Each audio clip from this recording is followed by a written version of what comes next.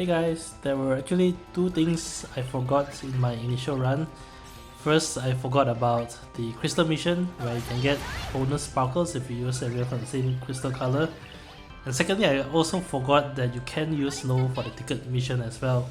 So what I have here is a ticket mission run, crystal mission run, no boss turn, done in 6 minutes, carrying a bronze snow to boot.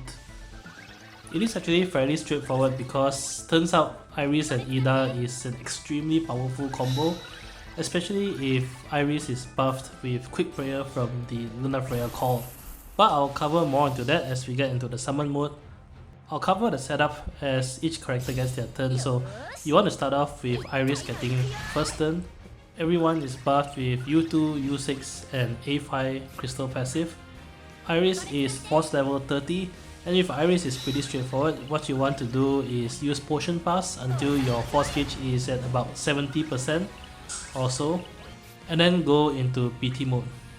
Now the goal into BT mode is to win the force gauge race.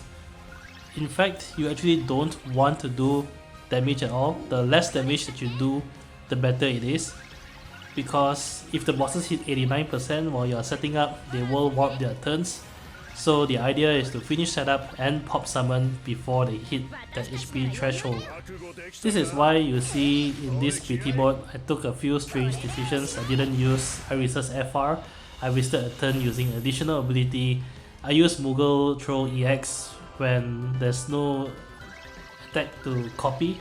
So coming to Yda, Yda is obviously the main damage dealer. She has the Rain's Call and she is also having 5 from 5 ultimate weapon at force level 50. So at the start with Yda, you want to immediately go into BT+, and then I went Rain's Call and then I immediately entered FR. Now I'm not so sure which would be the better route to take. I did not use additional ability with Yda, so she ends her turn with only 2 stacks of BT+. The only reason is I wanted to enter force time before the boss hits 50% force gauge.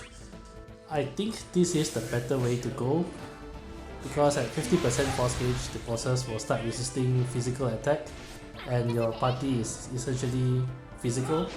I don't think it would have mattered too much anyway because Iris's PT aura reduces their defense stat to 0, so I think you should still be able to cap out on damage even if they hit 50% force gauge. But anyway, I made the decision to just go straight into force time here and forego the additional ability use.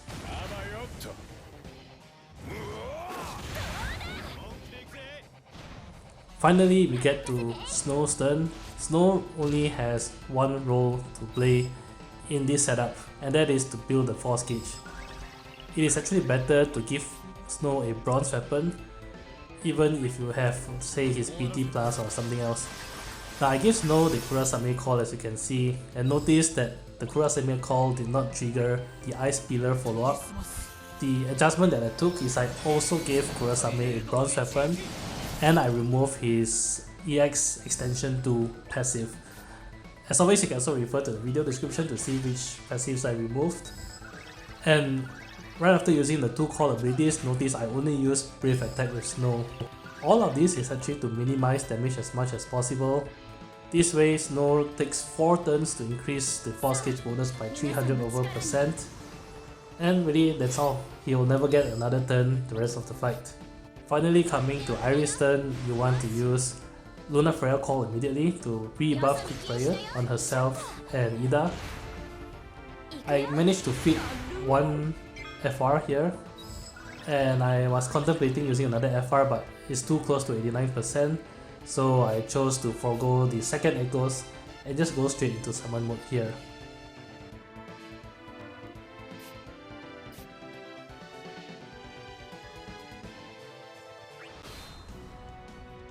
Now Iris still has 2 consecutive turns here, and I'm not sure whether it's wise to go into EX straight into Yda here.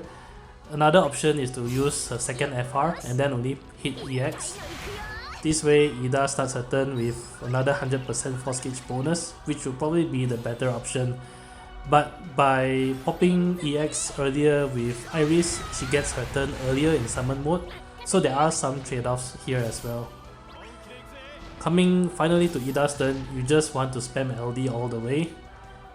Iris will use EX to copy the damage and pull Yda's turn back, so the low turn rate from the LD doesn't matter whatsoever.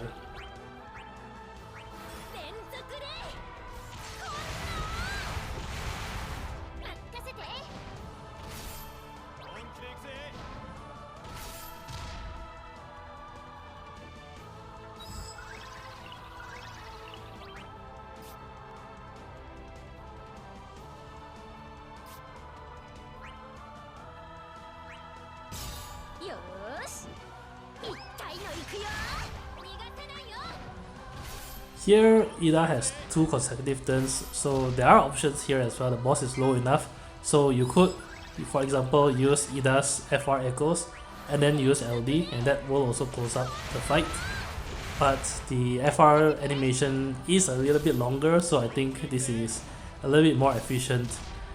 Here I did run out of force time, but don't forget Iris EX copies damage anyway, so essentially this is another Yda LD at 99% force gauge bonus.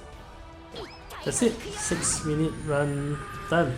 As always, I hope the video has been helpful, and if you enjoy the content, do leave a like, comment and subscribe. Till then, I'll catch you guys in the next Shinryu fight. Bye!